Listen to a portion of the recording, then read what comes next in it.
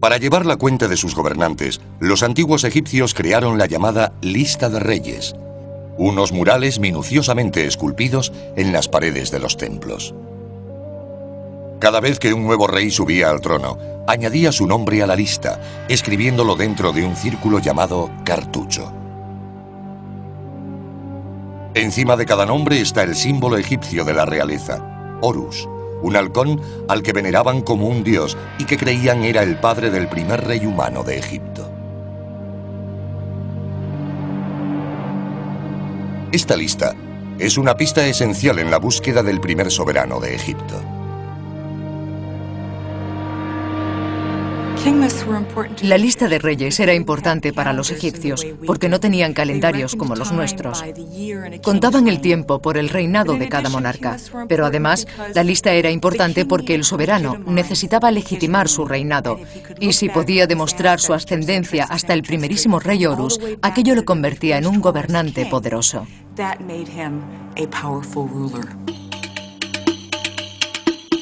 Tras conquistar Egipto, Alejandro Magno utiliza la lista de reyes para establecer una nueva dinastía de faraones griegos. Los reyes tolemaicos, de los que Cleopatra es la última gobernante de importancia, legitiman su reinado como griegos, grabando sus nombres en la lista de reyes, colocándose en el linaje de los grandes faraones de Egipto. Pero los tolemaicos también utilizan la lista como calendario, una puerta al pasado de Egipto. Por primera vez, registran la historia de Egipto en un lenguaje diferente al jeroglífico. De hecho, son los griegos quienes llaman a la escultura egipcia jeroglíficos, que significa grabados sagrados. El libro más importante sobre Egipto, escrito en griego, es la Egiptiaca, de 3 volúmenes. En el siglo II a.C., uno de los reyes tolemaicos encargó a un sacerdote llamado Manetón que escribiera la historia de Egipto. En ella se remonta 30 dinastías hasta llegar a la fundada por un rey al que llamó Menes, el primer rey de la primera dinastía. Pero ¿hasta qué punto es fiable la lista de reyes? En la época en que Manetón escribía la suya, intentaba trazar 3000 años de historia. Y para empeorar las cosas, solo conocemos su traducción de la lista de reyes por otros antiguos eruditos. La obra original se perdió.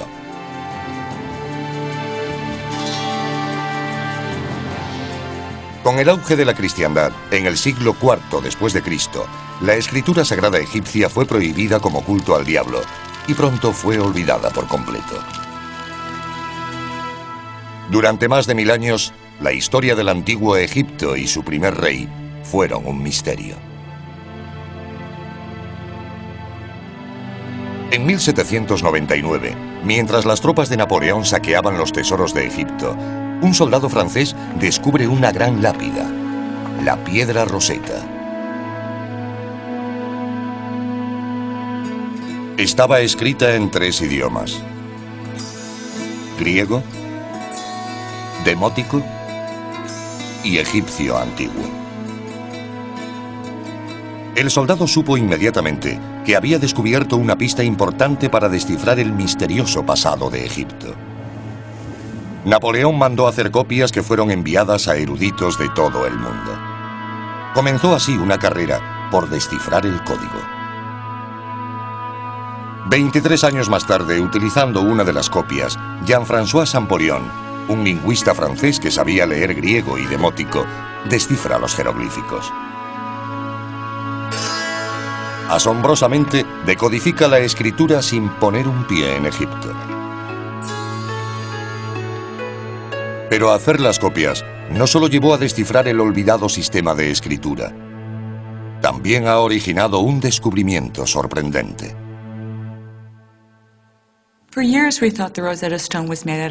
Durante años se pensó que la piedra Roseta era de basalto negro, pero recientemente ha cambiado de color y se ha vuelto gris y rosa. Se debe a que cuando fue descubierta, la entintaron para hacer las copias de las inscripciones. En los 2 últimos años, al acometer trabajos de conservación, se descubrió que el negro desaparecía para revelar un trozo de piedra de granito gris y no basalto negro, como hemos creído durante 200 años.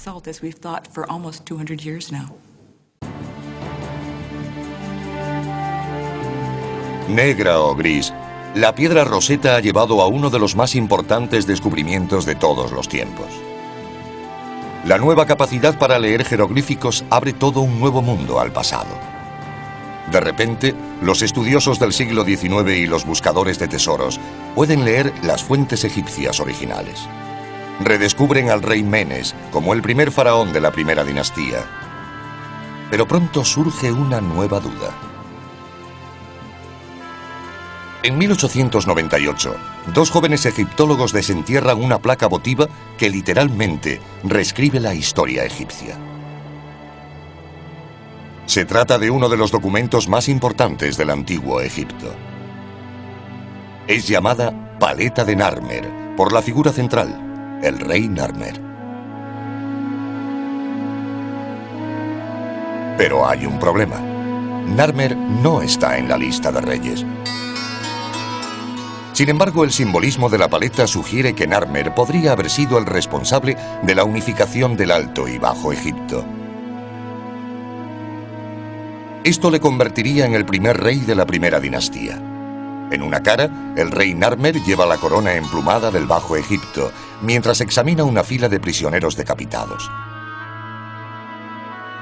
En la otra, lleva la redondeada corona del Alto Egipto y blande una maza sobre un cautivo arrodillado.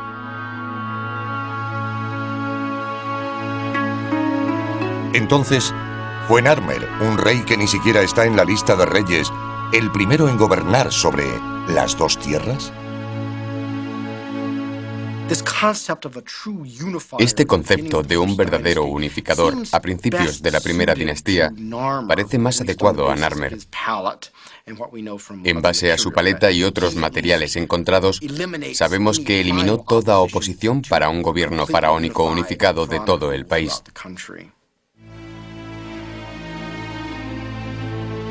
El simbolismo de la paleta de Narmer fue suficiente para convencer a los primeros egiptólogos de que él, y no Menes, fue el fundador del Egipto faraónico. La paleta da pie a toda una serie de preguntas. ¿Está equivocada la lista de reyes? ¿Habían olvidado los egipcios que esculpieron la lista real sus propios orígenes? ¿Hay más reyes antes de la época de Narmer?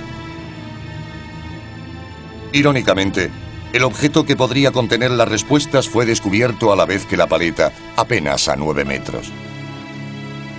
En él, un hombre desconocido se enfrenta a la imagen de un escorpión.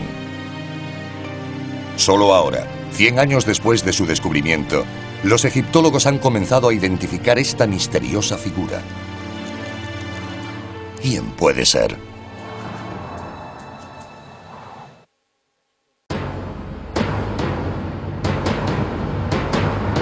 El misterioso objeto, con la imagen de un hombre y un escorpión, es la cabeza de una gran maza ritual. La maza, o garrote de combate, es uno de los símbolos más antiguos del poder real en el antiguo Egipto. A lo largo de 3000 años de historia, los reyes fueron representados haciendo pedazos los cráneos de sus enemigos con mazas. Las cabezas de las mazas usadas en combate tenían el tamaño aproximado de una pelota de béisbol, pero las rituales podían alcanzar el de un balón de baloncesto y pesar más de 9 kilos. La cabeza con la imagen del hombre y el escorpión es la más antigua jamás encontrada. ¿Podría ser la maza de otro rey desconocido? Solo ahora, más de un siglo después de su descubrimiento, los egiptólogos comienzan a entender su significado. La figura central de la cabeza de maza lleva la corona blanca del Alto Egipto y está participando en un acto ritual, probablemente abriendo un canal. Esta es la imagen más antigua de un rey llevando la corona blanca de Egipto. Otra primicia es la imagen del rey llevando agua a la tierra, que se convertiría en el símbolo de dar riqueza al pueblo en el Egipto faraónico. Colgando de la falda del rey hay otro símbolo faraónico, el rabo de toro. El rabo de toro probablemente simboliza al faraón adoptando los atributos del toro, siendo fuerte, viril y poderoso. Y esta es la prueba más antigua que muestra a un faraón de ese modo. Estas características seguirían representándose a lo largo de todo el periodo faraónico. Por toda la cabeza de la maza hay avefrías colgando de postes que representan diferentes regiones del Alto Egipto. El avefría simboliza a los pueblos conquistados. ¿Quién es esta figura sagrada que conquista el Alto Egipto? Basándonos en la iconografía, el tamaño de la figura, lo que hace, la gente que lo rodea, pero sobre todo en su corona, sin duda es un rey del Alto Egipto. Pero la clave para descubrir su identidad está en las figuras que tiene ante él, el rosetón y el escorpión, que se leen como Rey Escorpión. ¿Quién es este Rey Escorpión? ¿Por qué, después de 5000 años, solo ahora comenzamos a saber algo de él? Al principio, algunos egiptólogos se negaban a creer que era real. Interpretaban el simbolismo como la prueba de un dios mítico. Después de todo, hay una tradición en la religión egipcia que se basa en combinar características de animales y humanos. Los dioses del antiguo Egipto frecuentemente son mostrados bien como animales, o mitad humanos y mitad animales. Quizás se deba a que en el panteón egipcio todos los dioses se tomaron del mundo natural. Cualquier cosa que vieran en la naturaleza contra la que necesitaran alguna protección, que utilizaran en su propio beneficio o que necesitasen explicar, la convertían en una divinidad después de algún tiempo. Representado como mitad hombre, mitad chacal, el dios Anubis reinaba en el inframundo, presidiendo el arte de la momificación. El hipopótamo hembra adopta extremidades humanas para convertirse en Tauret, la diosa de la maternidad y el parto, protectora de mujeres y niños. Sobek, el dios cocodrilo, era el protector del faraón. Como animales sagrados, los cocodrilos eran criados y venerados en los templos y a menudo momificados después de la muerte. Pero los dioses no eran las únicas figuras que adoptaban atributos del mundo animal. Los reyes también se identificaban con animales importantes. Uno de los símbolos más perdurables del antiguo Egipto, la esfinge, es un retrato del faraón con un poderoso león. A menudo en el mundo antiguo los animales eran asociados con personas porque tenían animales totémicos que eran como sus mascotas, o bien eran el símbolo del clan o de un individuo en particular. ¿Cuáles son las características de un escorpión? ¿Y por qué un dios o un rey de Egipto se identificaría con los poderes de esta criatura? Para averiguarlo, uno de los mejores expertos del mundo en insectos letales, el comandante Scott Stockwell, entomólogo del ejército de los Estados Unidos, se enfrentará a algunas de las criaturas más letales de la Tierra.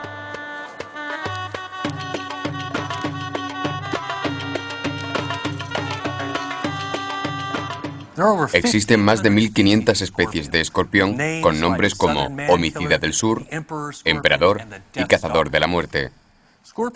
Fueron de los primeros seres vivos que colonizaron la Tierra.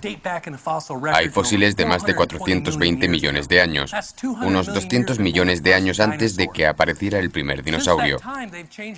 Desde entonces, han cambiado relativamente poco. Los escorpiones que vemos hoy en día tienen más o menos el mismo aspecto que los de hace 420 millones de años. Los escorpiones pueden resistir cambios extremos de temperatura, desde los 46 grados centígrados hasta los 8 bajo cero.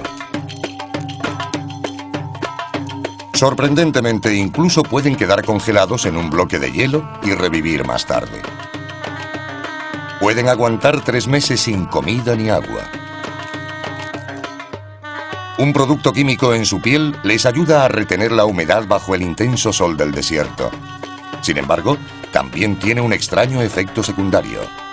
Bajo una luz ultravioleta, el escorpión se vuelve fluorescente. Su principal método de defensa es un aguijón que inyecta una potente mezcla de venenos a cualquier atacante potencial.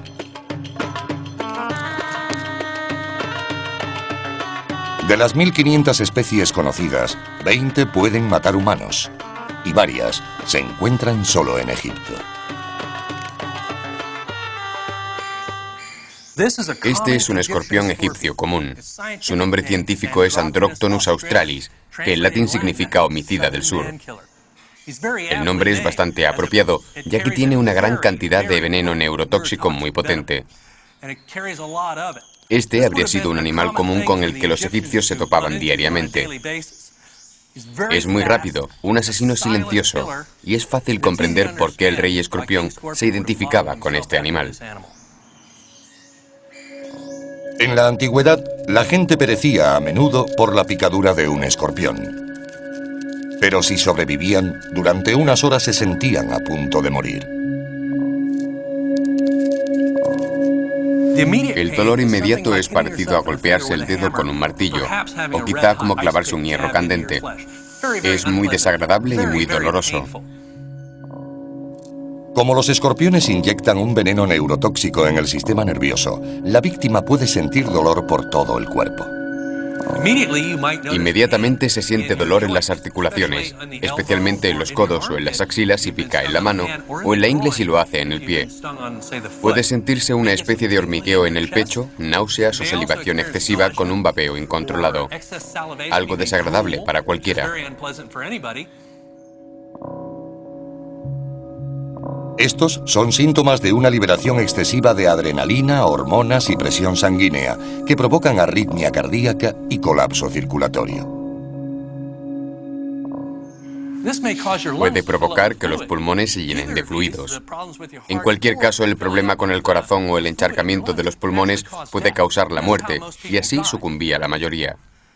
Afortunadamente, hoy podemos llegar a un hospital y recibir un tratamiento para las picaduras de escorpión, así que no suelen verse muertes como las de antes. Pero sin duda en la antigüedad la picadura del escorpión era una sentencia de muerte. Su mortífero aguijón, la velocidad de su ataque y su capacidad para sobrevivir en condiciones extremas son las características naturales del escorpión. Basándonos en la antigua tradición egipcia de combinar animales y hombres, el rey escorpión fácilmente podría ser un dios mitológico o un rey real. ¿Qué fue en realidad? ¿Una deidad egipcia o un hombre de carne y hueso? Una forma de demostrar que fue real es encontrar su tumba. Pero en el vasto desierto egipcio, ¿por dónde se empieza a buscar un enterramiento de hace 5000 años que quizá ni siquiera exista?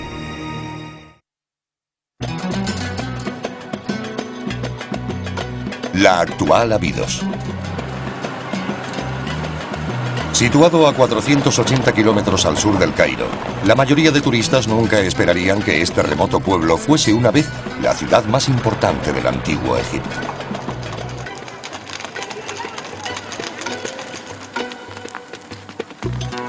Aún hoy, en las afueras del pueblo, varios equipos internacionales trabajan para desenterrar pruebas de los primeros gobernantes de Egipto. Entre ellos se encuentra el del Instituto Arqueológico Alemán dirigido por Günther Dreyer.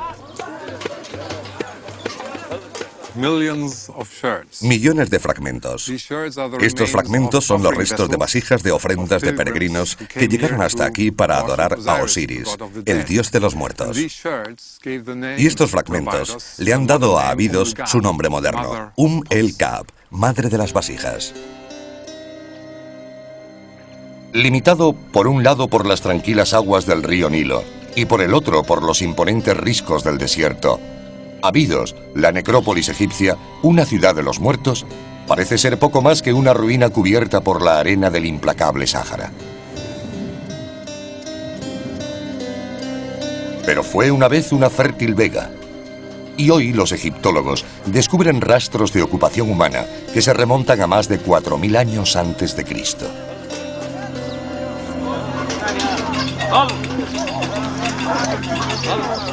Abidos era antigua incluso para los primeros egipcios. Ya en el 2000 a.C., lejanos antepasados de estos trabajadores llevaban a cabo algunas de las primeras excavaciones arqueológicas de la historia. Igual que hoy, los antiguos egipcios tamizaron la arena en busca de pruebas de los reyes fundadores y los restos de dioses ancestrales.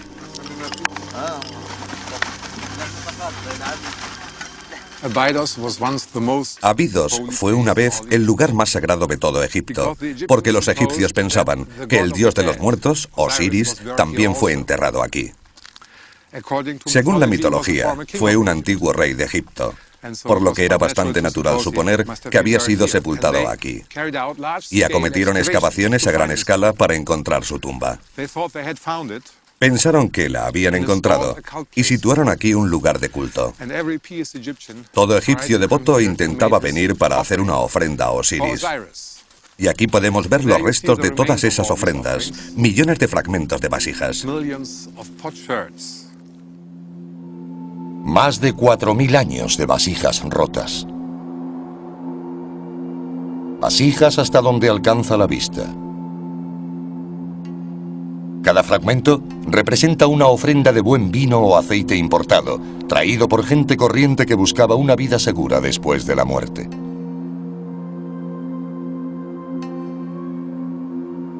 Las vasijas rotas descansan sobre los restos de un elaborado conjunto de templos, reclamados hace mucho tiempo por las arenas del desierto.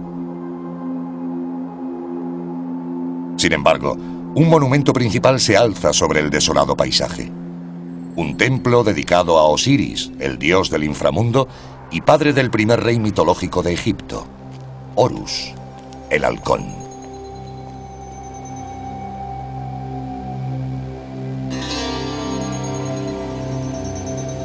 El templo de Osiris se compone de más de una docena de santuarios y altares. Los murales, algunos de los mejores de todo Egipto, celebran la relación de los reyes terrenales con los fundadores mitológicos.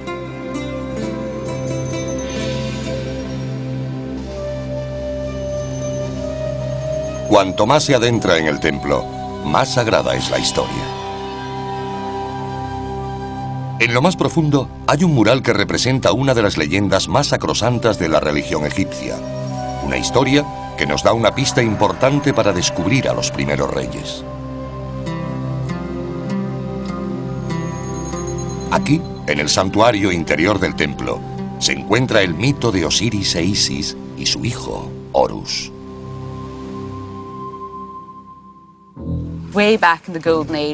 Hace mucho tiempo, en la Edad Dorada, cuando los dioses gobernaban Egipto, reinaba el dios Osiris, que estaba casado con su hermana Isis. Osiris era un rey bueno y justo, y todo el mundo le amaba, salvo su hermano Set, que cada vez sentía más celos de Osiris y su popularidad. Él quería gobernar Egipto, así que tramó un plan para ocupar su lugar. Ordenó que le hicieran un arca decorada con piedras semipreciosas del tamaño exacto de Osiris. Entonces, Set dio un gran banquete e invitó a todo el mundo. En su transcurso, cuando todo el mundo estaba muy alegre, Set dijo que quería que probaran el arca. Quien cupiera, se quedaría con ella, algo parecido al cuento de Cenicienta. Mucha gente lo intentó y nadie cupo, hasta que finalmente entró Osiris, que por supuesto cabía perfectamente. En ese momento Set y sus secuaces cerraron la tapa del arca y arrojaron el cuerpo de Osiris al Nilo. Isis sufría tanto que decidió hacer algo. Recorrió todo Egipto y reunió los pedazos de Osiris. Tuvo mucho éxito, pero perdió un órgano vital. Al tener tantos conocimientos de magia, pudo crearlo de barro y así reanimar a Osiris, que enseguida revivió. Entonces, ella misma se convirtió en un milano real y copuló con Osiris para más tarde dar a luz a Horus, que acabó convirtiéndose en el faraón de Egipto. Son Horus y su padre Osiris, los fundadores mitológicos de Egipto, quienes dan a Abidos su significado sagrado. Asombrosamente, la búsqueda de tesoros y dioses mitológicos al final llevó a los arqueólogos al descubrimiento de los primeros reyes reales de Egipto. Una de las primeras excavaciones en Abidos tuvo lugar en 1895. Cavaron en 160 tumbas en 4 días. Afirmaron haber encontrado la verdadera tumba de Osiris. Mostraron una calavera que aseguraron era del dios y se marcharon. Más tarde, un inglés, Sir Flinders Petrie, llegó al lugar. Aunque rechazaba la idea de que Osiris hubiera sido enterrado aquí, sospechaba que Abidos pudiera contener las tumbas de los primeros reyes de Egipto. Pero, ¿cómo demostrarlo? Petrie pensó que la abundancia de fragmentos de vasija podría dar una pista. Petrie utilizó los diferentes tipos de alfarería que se usaban en el Egipto prehistórico como una herramienta para crear una cronología relativa de este periodo, del que no existe constancia escrita. Observando cómo aparecían estos diferentes tipos de vasijas en los grupos de tumbas que excavaba, fue capaz de establecer una secuencia del desarrollo en alfarería que posteriormente dividió en 49 etapas numeradas. Petrie fue el primer egiptólogo que asoció las pruebas materiales, la alfarería de las tumbas y las propias tumbas a la lista de reyes. Comparando su cronología de cerámica con la lista de reyes del antiguo Egipto, Petrie confirmó que estos eran los sepulcros de los reyes de la primera dinastía. Los situó en las últimas etapas de su línea cronológica, de la 31 a la 49. Sospechaba que en alguna parte de Abidos podían encontrarse las tumbas de reyes incluso anteriores a los de la lista.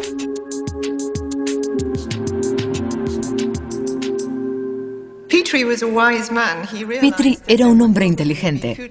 Se dio cuenta de que probablemente serían futuras investigaciones en la prehistoria egipcia, así que dejó las etapas del 1 al 30 en blanco para posteriores estudios que nos revelarían datos sobre periodos anteriores de la prehistoria de Egipto. Aquí, en una zona de Abidos previamente pasada por alto, Gunther Dreyer recoge literalmente los pedazos de donde Petrie los dejó. Busca esas primeras tumbas de reyes anteriores a la primera dinastía, las tumbas de la dinastía Cero.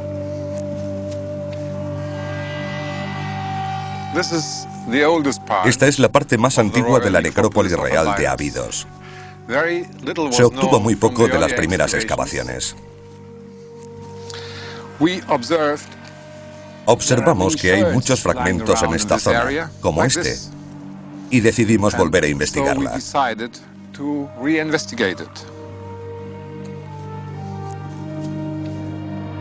Mientras examinan el paisaje lleno de fragmentos de vasijas, descubren depresiones en el suelo que a menudo indican la existencia de tumbas subterráneas.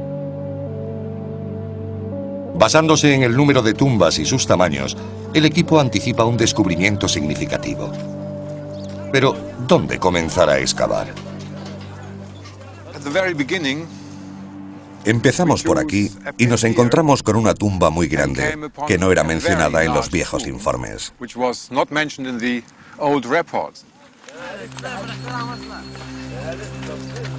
Comienzan a cavar. Y pronto, justo bajo el nivel del desierto, el equipo descubre la primera pared de ladrillos de barro. A medida que se retira la arena, pueden ver que la pared forma parte de una enorme cámara subterránea. Desentierran más ladrillos, más paredes y más cámaras, hasta un total de 12. Esta no es una tumba ordinaria. Es la tumba predinástica más grande encontrada. De hecho, es comparable en tamaño a algunas de las de los reyes de la primera dinastía. Entonces, ¿de quién es? Por desgracia, probablemente en la antigüedad, la tumba había sido saqueada. Falta la momia. Los pocos objetos que quedan son llevados al centro de operaciones de la misión alemana en Abidos, donde Dreyer y su equipo examinan las pruebas. La cámara grande contenía vestigios de un santuario de madera y estaba conectada a las demás por medio de pequeñas endijas a modo de puertas. Pensamos que este grupo de 9 cámaras era la representación de un palacio. Algunas todavía estaban llenas de alfarería. Había un tipo especialmente interesante porque no era egipcio, sino importado. Alfarería traída de Palestina. Jarras de vino, cientos de ellas. Estas jarras de Palestina indican que las rutas de comercio internacional ya existían. Cientos de vasijas importadas deben significar que la tumba pertenece a alguien de gran riqueza y poder. Encontramos unos objetos de marfil como este o este. Uniendo las piezas, forman un juego de mesa. Obviamente, temían que la vida después de la muerte fuese algo aburrida y estaban equipados con juegos. Uno de los objetos de marfil de un juego parecido a los dados es exactamente igual a uno encontrado en la tumba del rey Tut, enterrado 2000 años más tarde. Dreyer sospecha que, de hecho, esta es la tumba de un rey desconocido de Egipto. Finalmente, encuentra el símbolo definitivo del poder real. Dentro de la cámara grande encontramos en la esquina un cetro de marfil que nos indica que sin duda esta era una tumba real. El cetro, con forma de un bastón de pastor, se convertirá en un símbolo de poder faraónico durante los siguientes 3000 años. Mediante la prueba del carbono 14, Dreyer determina que este es el cetro intacto más antiguo jamás encontrado en Egipto. Con el antiguo cetro en mano, Dreyer cree haber descubierto a un rey anterior al tiempo de los reyes. ¿Cuál es su nombre? Descubrimos muchos fragmentos de alfarería, algunos completos, con inscripciones en tinta. Y los más importantes son aquellos en los que aparece la imagen de un escorpión.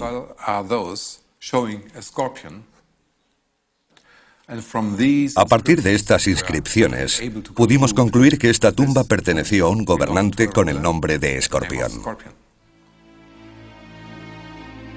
Es real. Hay un rey escorpión. Ningún dios mitológico tiene una tumba terrenal. El descubrimiento de la tumba del rey escorpión es una prueba irrefutable de que él gobernó el Alto Egipto como rey hace más de 5000 años.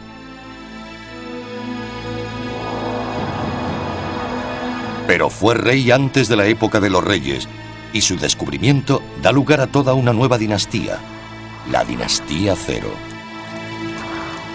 ¿Quién es el rey escorpión?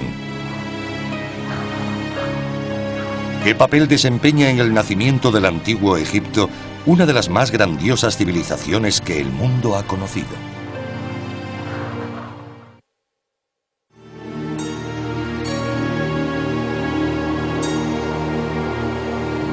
Las características de la tumba del rey escorpión sientan las bases para los enterramientos de todos los faraones durante el resto de la historia egipcia. Escorpión fue el que inició lo que se convirtió en una práctica dinástica. Y en su enterramiento, que tiene más de 5000 años, incluyó una reproducción de su propio palacio.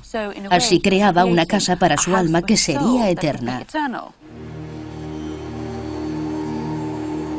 Aunque simple en estructura, es fácil ver cómo, por primera vez, la tumba del rey escorpión crea un plan arquitectónico para alcanzar la otra vida.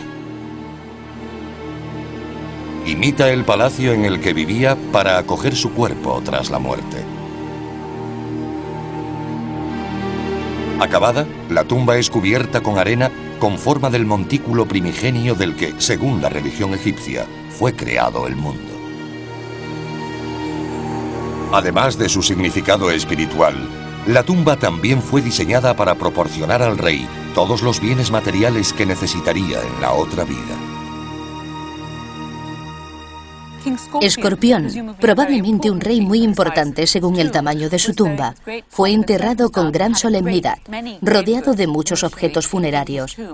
Por supuesto, hoy quedan muy pocos, porque fueron robados en la antigüedad. Damos por supuesto que la mayoría de los faraones tenían comida, bebida, jarras con aceites y ungüentos, y mucho oro y piedras semipreciosas. El único rey del que tenemos una idea aproximada de lo que tenía en su enterramiento fue Tutankamón. Su tumba no había sido saqueada, así que nos hacemos una idea de la riqueza, del gran número de objetos y oro depositados junto a un faraón. Cada generación de reyes llevará más allá el concepto y el diseño básico del rey escorpión. Y a lo largo de los siglos, los enterramientos reales evolucionarán hasta las pirámides. Durante 500 años se inhuma en Abidos a los sucesores del rey escorpión. Y el equipo de Gunther Dreyer está abriendo todas las tumbas una por una. Este enterramiento ha sido excavado totalmente y parcialmente restaurado. Hay una escalera que baja hasta la cámara mortuoria. Ahora está cubierta de arena. Es la tumba más elaborada de la primera dinastía, la tumba del rey Den. Aunque la tumba del rey Den fue construida 300 años después de la muerte de la del rey escorpión, comparte la misma estructura básica. Un gran foso cuadrado cavado en el suelo, rodeado de muros de ladrillos de barro. Aquí había otra puerta cerrando la entrada. Y ahora pasamos a la cámara mortuoria.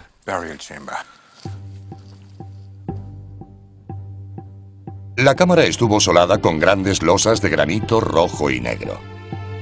En el centro había un enorme santuario de madera que ocupaba casi toda la cámara. Alrededor había ofrendas parecidas a las encontradas en la tumba del rey escorpión. En principio, esta cámara mortuoria es igual a la de Escorpión. Un gran foso revestido de ladrillo. Pero aquí tiene un espesor de 4 metros.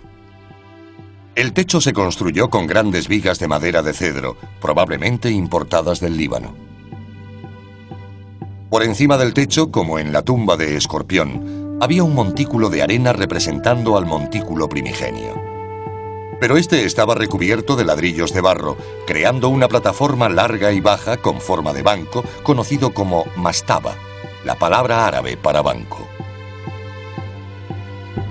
500 años después de Escorpión, el faraón de la segunda dinastía, Khase-Khemui, construiría la más grande y última tumba de Abidos. Pero Khase-Khemui añade una importante innovación al montículo de Escorpión. Construye una mastaba en piedra. En principio, es lo mismo. Un foso revestido de ladrillo. Pero aquí, por primera vez, la cámara mortuoria real está construida entera en piedra. Khase-Khemui agrega algo más que simplemente tamaño y piedra a la arquitectura de Escorpión para la otra vida. Un componente completamente nuevo. A menos de 1 kilómetro de su tumba, hay otra estructura monumental funeraria construida por Khase-Khemui. Cuando los egiptólogos la descubrieron, no estaban seguros de qué era. Algunos pensaron que era una fortaleza, otros que podría ser el almacén construido por José, según la Biblia. Posteriores investigaciones demostraron que este enorme recinto funerario pretendía ser la casa de la eternidad de Khase-Khemui. Está construida con ladrillos de barro similares a los utilizados en la tumba del rey Escorpión. De hecho, hoy se sigue utilizando la misma fórmula. Se mezcla tierra, paja y agua. Se le da forma y se seca al sol. Los trabajadores de Khase-Khemui hicieron millones de ladrillos de barro y los transportaron a 1,5 kilómetros para construir las paredes del recinto de 10 metros de altura y 5 de grosor. Hoy, el recinto funerario de Khase-Khemui es la estructura de ladrillo de barro más grande del mundo. Ciertamente, El monumento causa honda impresión al hombre que literalmente añade el siguiente paso a la arquitectura para la otra vida del rey escorpión: Imhotep, el arquitecto de la primera pirámide de Egipto.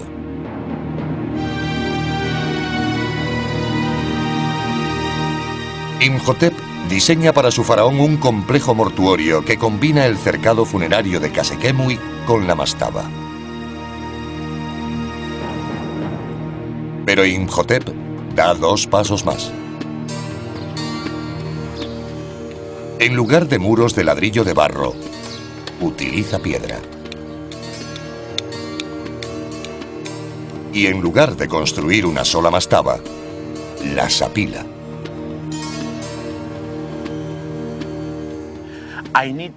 Quiero que todo el mundo mire esta piedra y piense en ella. Esta es la primera piedra utilizada en cualquier construcción de la historia. Esta es la pirámide escalonada. La pirámide escalonada cambia la imagen de Egipto para siempre. Ayudados por 5.000 años de erosión, los arqueólogos han descubierto cómo evoluciona la pirámide escalonada desde la sencilla tumba del rey escorpión. Imhotep comienza con el simple banco o mastaba. Luego le da un acabado de caliza blanca, quizá porque originalmente nunca pensó en construir algo más alto. Pero entonces decide apilar una mastaba de piedra sobre otra hasta alcanzar 6 niveles.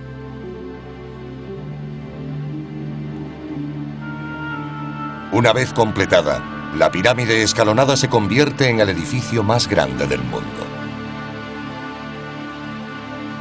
En el corazón de esta colosal estructura está la misma creencia que inspiró la tumba del rey escorpión. A lo largo de esta evolución, las construcciones, desde la mastaba de Abidos hasta las grandes pirámides de Giza, han estado destinadas al enterramiento de los reyes para la otra vida. En 100 años, la pirámide escalonada evolucionará hasta la verdadera pirámide. Y durante los siguientes 1000 años, los faraones construirán pirámides para asegurar su viaje a la otra vida. La construcción de las pirámides alcanza su punto álgido en Giza, casi 2500 años antes de Cristo. Con una altura de 152 metros y unos 240 metros de ancho, la Gran Pirámide de Keops es la estructura de piedra más grande del mundo y debe su propia existencia a la sencilla tumba de ladrillos de barro del rey escorpión.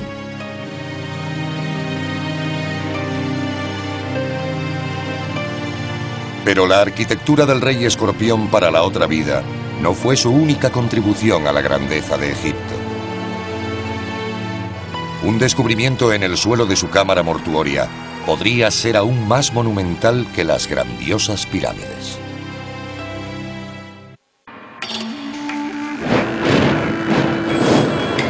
El verdadero rey escorpión. Segunda parte.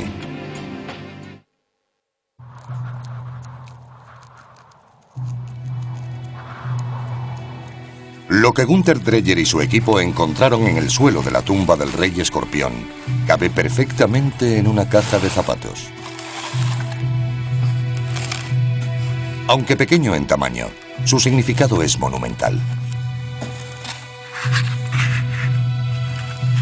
Lo que encontraron son etiquetas de hueso y marfil del tamaño de sellos postales, 160 en total. Cada una de las etiquetas del rey escorpión está grabada con sencillos dibujos: árboles, pájaros, serpientes y elefantes. A primera vista, los grabados parecen dibujos primitivos, parecidos a los encontrados en cuevas y alfarería prehistóricas. En las pinturas rupestres, una imagen es lo que es. Un pájaro significa pájaro. Pero las etiquetas del rey escorpión quizás signifiquen algo más. La primera pista que Dreyer advirtió es que muchas de ellas contenían más de una imagen. Una intrigante complejidad para unos grabados tan primitivos.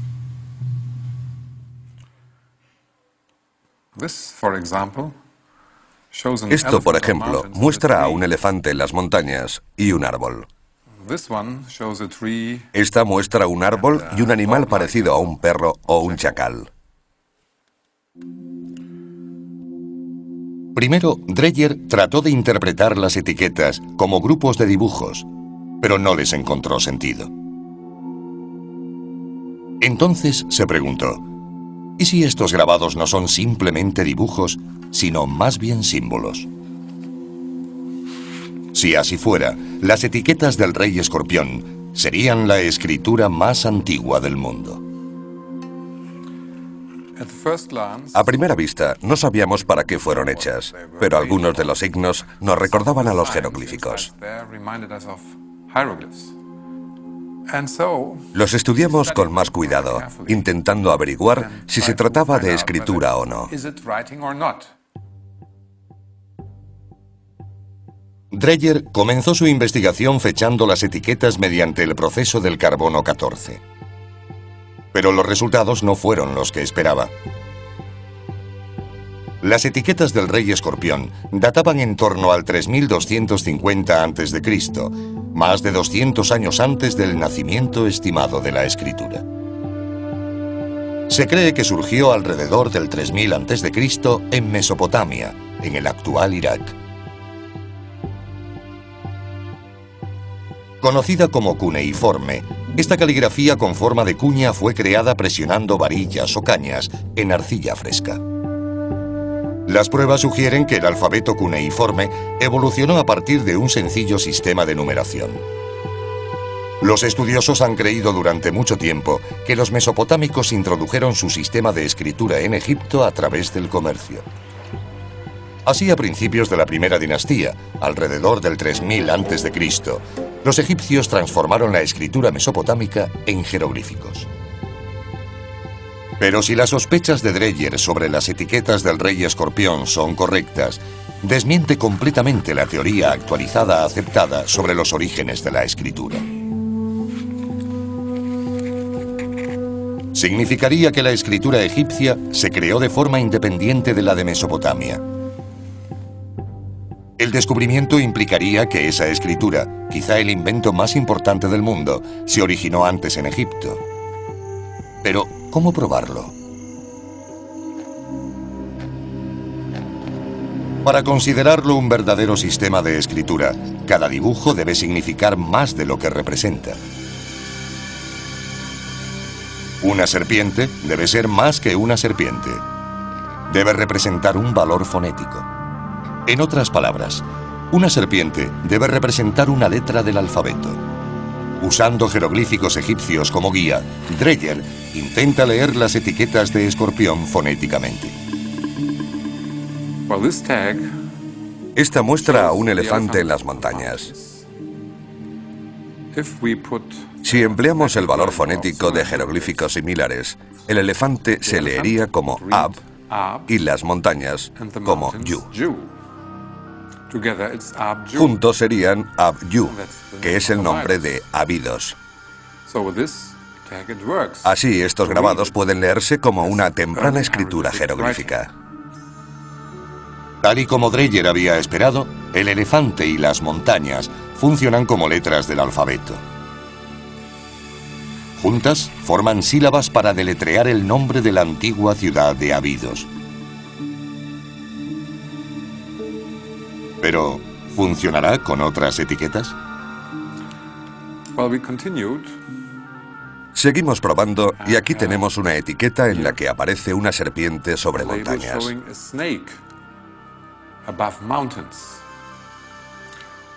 En la escritura jeroglífica, el valor fonético de la serpiente es Ya. Las montañas, como hemos visto antes, se leen como Yu. Al lado hay un signo que nos recuerda al que significa noche. Un horizonte con un rayo. Su valor fonético sería Garech. Así que podemos leer Yu Garech, montañas de la oscuridad. Dreyer se dio cuenta de que el signo para montañas, Yu, aparece en varias etiquetas. Hay otras en las que aparece el mismo grupo, formado por una serpiente encima de las montañas. Pero al lado no está el signo para oscuridad, sino un pájaro. El valor fonético de este pájaro es Yag, que significa luz del sol, por lo que en conjunto se leerían montañas de la luz del sol. Montañas de la oscuridad y montañas de la luz. Eso es lo que significan fonéticamente. ¿Pero qué significa? Dreyer solo tuvo que observar el paisaje alrededor de la excavación para averiguarlo. En el Alto Egipto, el sol sale por el este, sobre las montañas, y se pone por el oeste, sobre las montañas, o tras ellas. Las etiquetas se refieren a las montañas del este y del oeste, dos regiones distintas del Alto Egipto. Dreyer está seguro de estar leyendo las escrituras más antiguas del mundo. Estas etiquetas solo pueden ser entendidas como escritura fonética. Como símbolos, estos signos no tendrían ningún sentido. Leyendo las etiquetas del rey escorpión, Gunther Dreyer reescribe literalmente la historia. Estas demuestran que los jeroglíficos egipcios eran un sistema de escritura completo anterior al cuneiforme mesopotámico.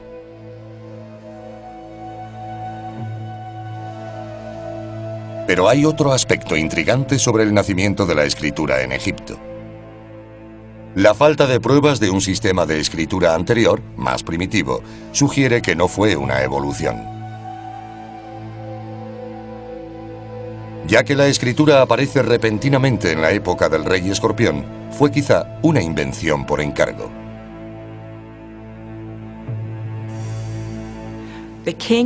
El rey de la época se dio cuenta de que necesitaba un sistema de escritura para los tributos y otras materias. Ordenó a sus cortesanos que lo crearan y así lo hicieron. No se trata de un desarrollo lento. Prácticamente fue inventado de la noche a la mañana. Quizás sea prematuro decir que fue el rey escorpión quien ordenó la invención de la escritura.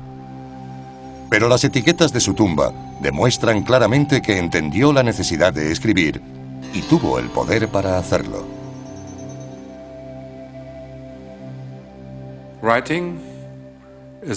La escritura es una invención muy importante porque transmite información. Escribir es una manera de informar sobre los acontecimientos. Se trata de un desarrollo tardío, pero supone el paso de la prehistoria a la historia. ¿Tendría la historia en mente el rey escorpión si de hecho fue él quien ordenó la invención de la escritura? Quizás no lo sabremos nunca, pero la lectura de las etiquetas y su contexto arqueológico facilitan una pista de su utilización. Dreyer encontró las etiquetas en el suelo de la tumba y debido a que muchas de ellas tienen pequeños agujeros, cree que estaban fijadas a cajas de madera, piezas de lino y jarras de aceite, entregadas como pago al rey por las ciudades que gobernaba.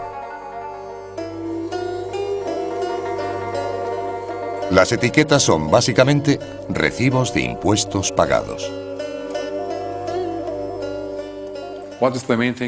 ¿Qué es lo más importante de gobernar? Cobrar impuestos. Uno tiene que controlar quién ha pagado, quién ha enviado qué. Con pequeñas cantidades es fácil, pero cuando la cifra es mayor, la cosa se complica. Tuvieron que inventar y desarrollar un sistema para guardar información, y ese fue la escritura. En las manos del rey escorpión, la escritura se convierte en una herramienta para acumular riqueza y poder. Pero con esa riqueza y poder vienen las rivalidades, y el rey debe utilizar al ejército para proteger su reino y sentar las bases para la unificación de todo Egipto.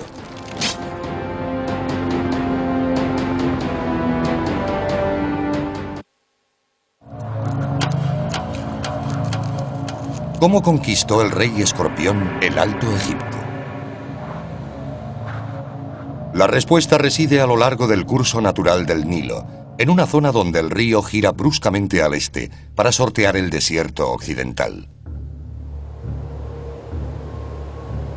Llamado Kena, este territorio fue un importante centro de actividad en el mundo antiguo. El egiptólogo John Darnell, de la Universidad de Yale, ha estado explorando la zona durante más de una década.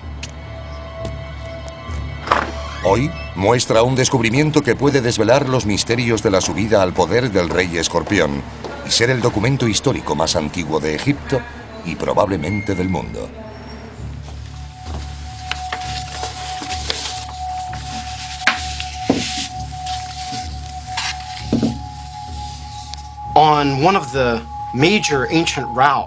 En una de las principales rutas antiguas de comunicación de Kena con el desierto occidental, en una posición bastante estratégica, un paso entre Abidos al norte y Hieracómpolis al sur, hicimos un descubrimiento bastante importante en un lugar al que llamamos Jebel Yauti, una inscripción protodinástica que llamamos el retablo de Escorpión.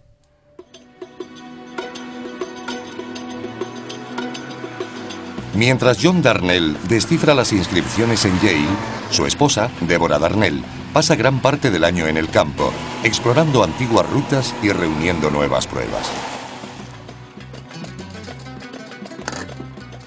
Darnell practica lo que ella llama arqueología de guerrilla, protegiendo el lugar de vándalos y ladrones, así como de la arena, el viento y la erosión, los enemigos naturales de su frágil descubrimiento.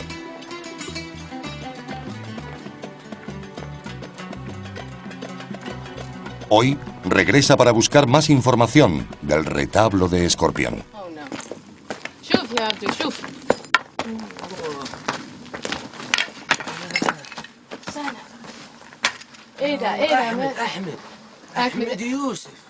Alguien ha grabado su nombre sobre la inscripción.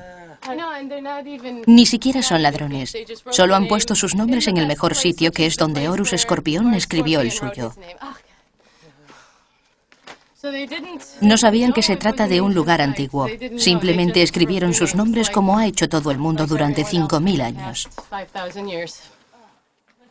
Los Darnell toman muchas precauciones para proteger el emplazamiento y para preservar su descubrimiento lo han fotografiado y dibujado al completo. Una inspección más minuciosa revela la extensión de la pintada. Esta parte no ha sido tocada. Veamos. Las inscripciones antiguas están grabadas tan profundamente que en realidad no hemos perdido tanto. ¿Pero era tan bonita? Aquí está la parte más importante, que está bastante bien iluminada. Y aquí está el halcón, Horus, sobre el escorpión. Incluso a la luz del sol, los grabados de 5000 años de antigüedad son difíciles de ver. Pero los adiestrados ojos de los Darnell pueden reconocer los débiles contornos en la parte inferior de la escena. La figura parece ser un primitivo escorpión, sobre la que hay un rudimentario grabado de un halcón. ¿Se refiere esta inscripción al rey Escorpión? Si es así, nunca se había encontrado algo parecido. El retablo detalla un acontecimiento histórico específico y está dispuesto de una forma interesante. Primero tenemos un halcón con un cuerpo más bien triangular sobre un escorpión. Esto es muy importante. Parece ser la primera vez que se utiliza el nombre del dios Horus como título real.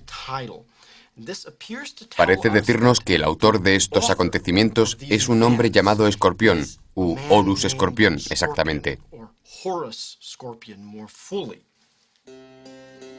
El nombre de Horus, como el término romano César, es otra palabra para designar al rey. El título identifica a Escorpión con Horus, el halcón, el dios de la realeza egipcia.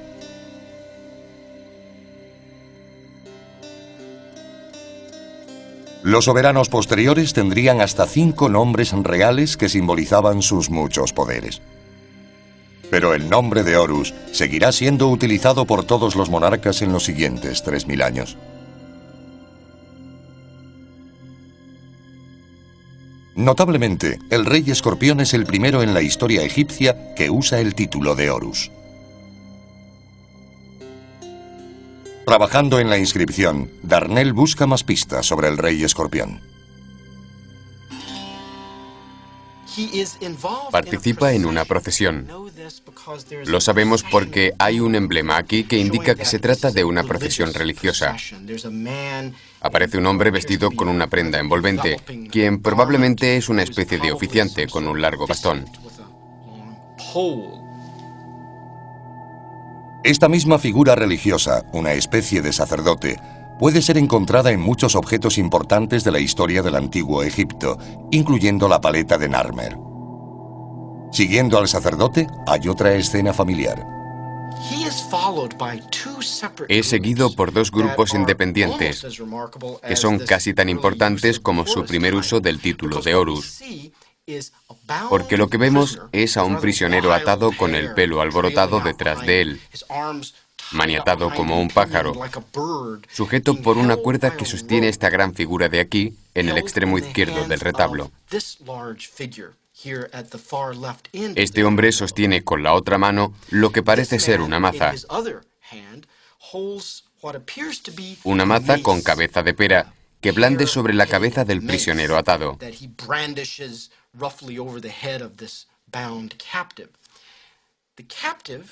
El cautivo parece ser identificado. Detrás de él hay una cabeza de toro sobre una especie de poste, como si su nombre o emblema totémico fuera cabeza de toro en una vara. Darnell piensa que cabeza de toro en una vara podría ser el nombre del rey de Nakada, una antigua ciudad rival situada en el Nilo entre Hieracómpolis y Abidos. ¿Y quién es el conquistador del rey de Nakada? El hombre que lo controla y que, por consiguiente, protagoniza la escena, no es otro que el gobernante, blandiendo su maza con la que despacha a los enemigos. Horus Escorpión. Aunque de naturaleza primitiva, el grabado muestra una imagen de poder muy importante: el rey esgrimiendo la maza sobre un cautivo. Destinada a convertirse en prototipo para reyes posteriores, la misma escena aparecerá en objetos y paredes de templos durante el resto de la historia egipcia.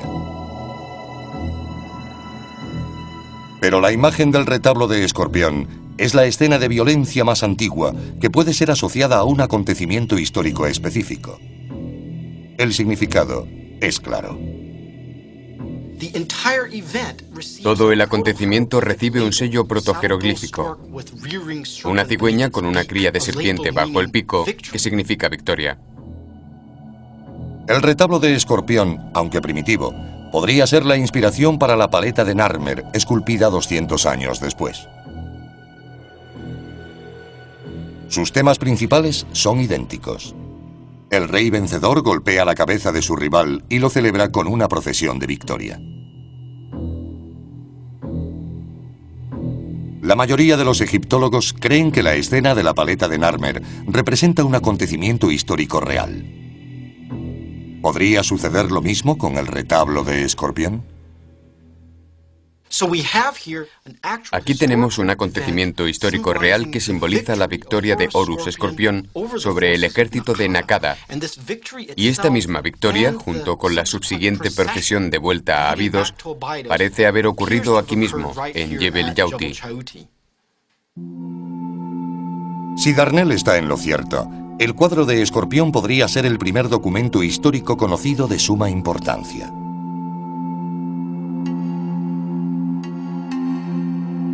Pero ¿cómo podemos estar seguros de que estos acontecimientos ocurrieron realmente? La geografía de Jebel Yauti nos da algunas pistas, y el lugar donde pudo haber nacido el rey Escorpión proporciona otras.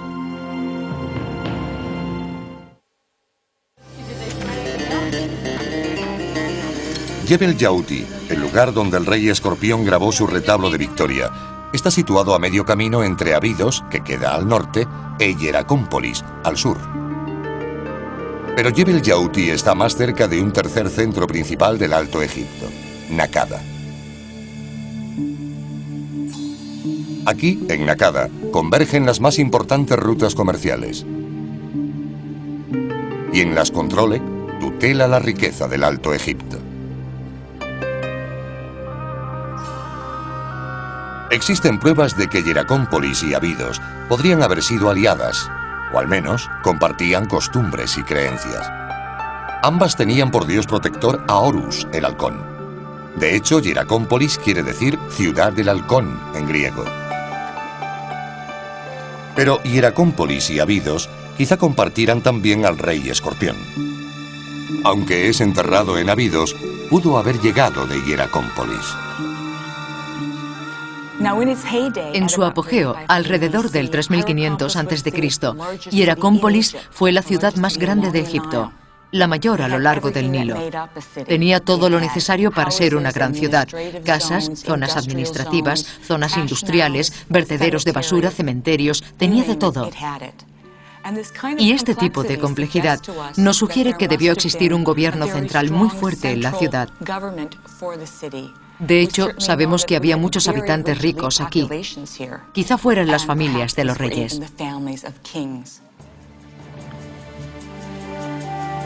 En este ambiente favorable, las semillas de la política, el arte, el comercio y la religión, en resumen, de la sociedad, fueron sembradas para florecer rápida y abundantemente. En Hieracómpolis, los arqueólogos han encontrado las momias más antiguas de Egipto y los restos de su primer templo. Aunque la estructura no ha podido ser recuperada, templos posteriores por todo Egipto reflejarán los mismos elementos arquitectónicos básicos. Esta es una maqueta del templo de Hieracómpolis que data del 3500 a.C. aproximadamente. Hemos podido reconstruirlo basándonos en los restos encontrados, principalmente fosos, y en dibujos del mismo periodo, que nos dan buena prueba de que podemos reconstruirlo de este modo. Este tipo de arquitectura continuó usándose a lo largo de toda la historia egipcia y se convirtió en modelo para los lugares sagrados en los templos.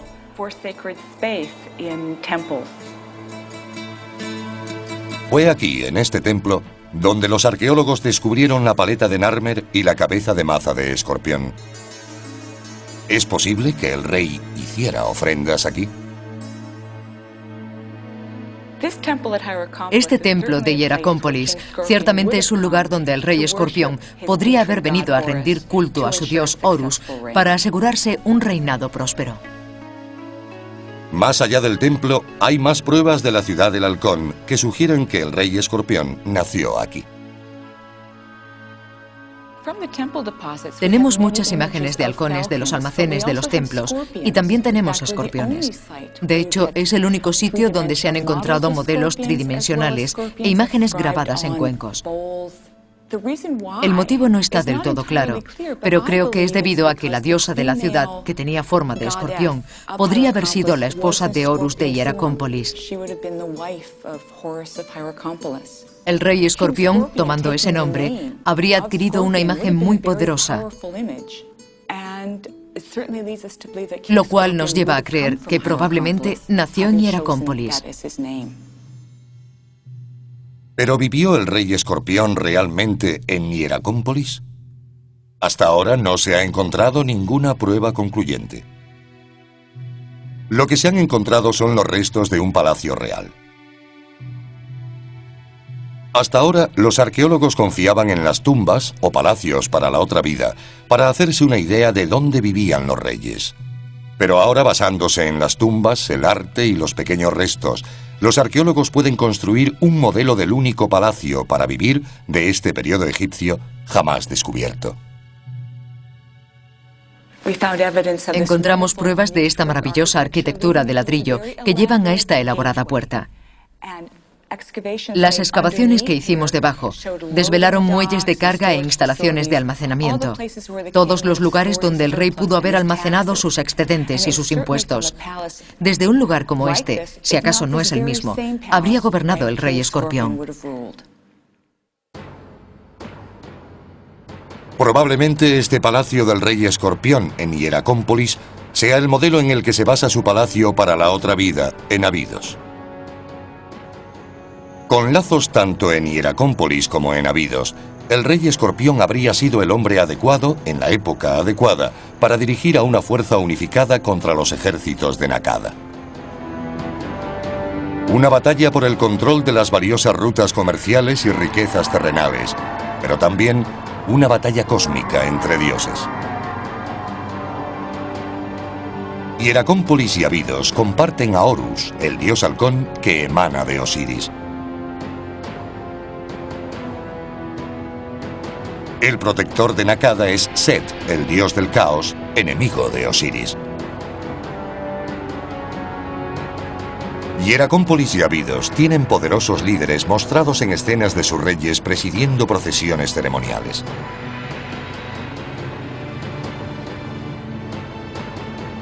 Pero la gente de Nakada, en antiguo arte rupestre, es representada como cazadores y guerreros salvajes y emplumados. Lo que se produce es un enfrentamiento clásico entre las fuerzas del orden y las del caos.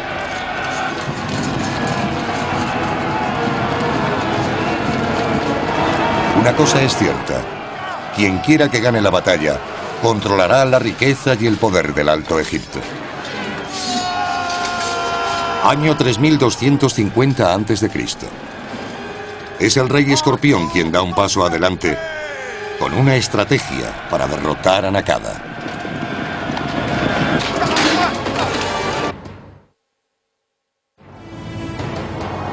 ¿Cuál es la estrategia del rey Escorpión para derrotar a Nakada? Basándose en la geografía de Jebel Yauti, un remoto puesto avanzado en el desierto, y en el hecho de que el retablo esté situado aquí, John Darnell cree que Escorpión lanzó un ataque sorpresa que comenzó exactamente en Jebel Yauti.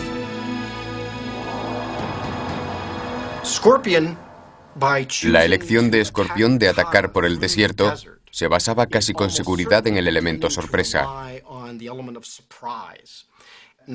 Nakada tiene un gran ejército en el Valle de Nilo y podría haber esperado que si Abidos atacaba, Escorpión llegara por el Nilo desde el norte. Pero este no se acerca a Nakada por el Nilo. En lugar de eso, conduce a sus tropas a través del desierto y se esconde detrás de Jebel Yauti. El Jebel, o montaña, es uno de los únicos lugares por el que las tropas pueden subir o bajar de la altiplanicie del desierto. Este paso en el desierto es conocido como la Puerta Estrecha. Y detrás de esta puerta, el rey Escorpión espera con su ejército. Escorpión intenta lanzar su ataque por la parte posterior de Nakada, llegando a través del desierto. Probablemente también sabe que Nakada tiene un importante puesto avanzado en el desierto, al oeste de la propia ciudad. Escorpión puede atacar por el desierto y evitar cualquier contacto con los ejércitos del Valle de Nilo de Nakada. Escogiendo la ruta de Jebel Yauti, también puede bajar desde el desierto al sur del puesto avanzado de Nakada. Entonces, dirigiéndose rápidamente hacia el norte, un pequeño ejército de Escorpión procedente de Abidos aislaría a las fuerzas de Nakada en el Nilo de las del puesto avanzado en el desierto, logrando por consiguiente una victoria rápida y relativamente incruenta sobre Nakada. La conquista de Nakada es una ocasión trascendental. Sería la primera vez que todo el Alto Egipto estuviera gobernado por un solo rey. Para festejarlo, Escorpión desfila con el capturado gobernante de Nakada, de regreso a Abidos, y celebra la ocasión ordenando grabar el retablo. Con él, el rey Escorpión también podría haber inventado la historia.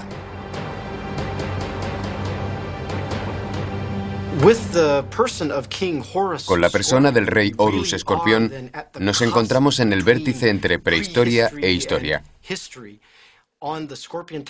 El propio retablo y numerosos elementos de su tumba, en Abidos, muestran el nacimiento de la escritura jeroglífica.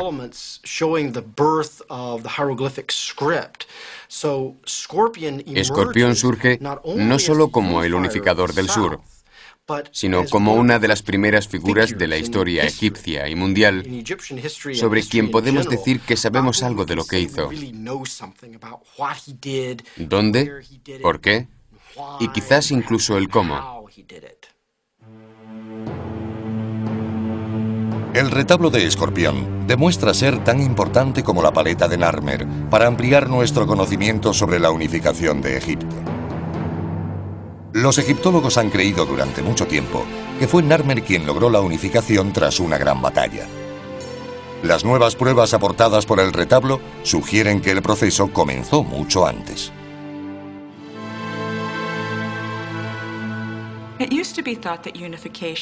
Solía pensarse en la unificación como un acontecimiento único.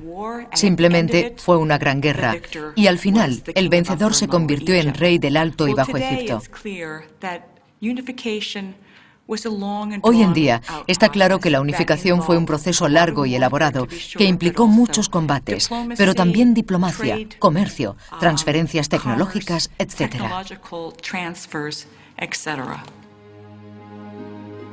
El retablo establece la victoria del rey Escorpión sobre Nakada como el primer paso conocido hacia la unificación del Alto y Bajo Egipto.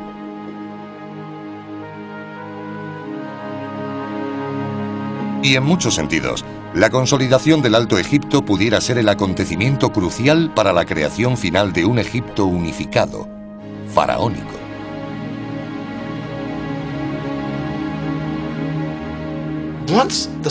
Una vez que el sur del país es unificado, una vez que el Alto Egipto es un solo reino, la dominación del norte por el sur puede considerarse un hecho de antemano. Lo que Escorpión representa aquí, en versión anterior a la paleta de Narmer, es el precursor necesario de lo que se convertirá en la conclusión final e inevitable. El triunfo de Narmer sobre la última resistencia en el norte. De modo que tenemos los orígenes de la historia faraónica, los elementos básicos de la religión faraónica, la parafernalia e incluso la escena del rey blandiendo su maza sobre las cabezas de sus enemigos cautivos. En muchos sentidos se puede decir que la historia faraónica, al menos simbólicamente, comienza con el retablo de Escorpión. El rey Escorpión gobernará un país rico. Abrirá rutas comerciales hasta el actual Afganistán.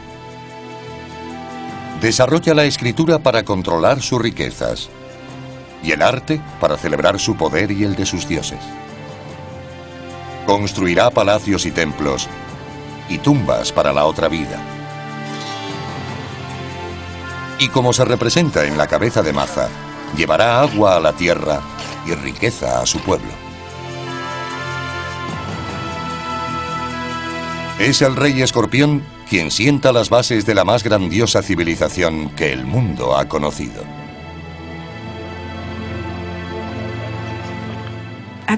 En la época del rey Escorpión ya estaban presentes todos los elementos básicos de la civilización egipcia.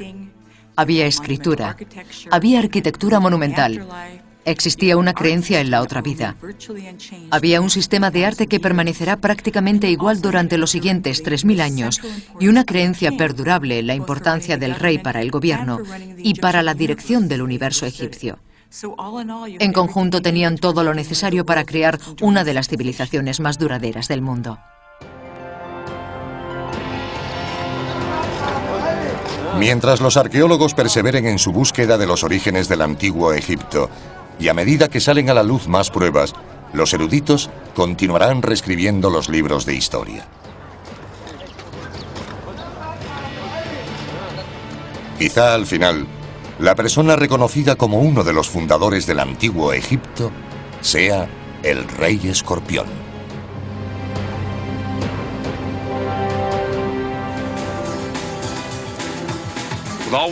Con todo lo que hemos aprendido del rey escorpión, apenas rascamos la superficie.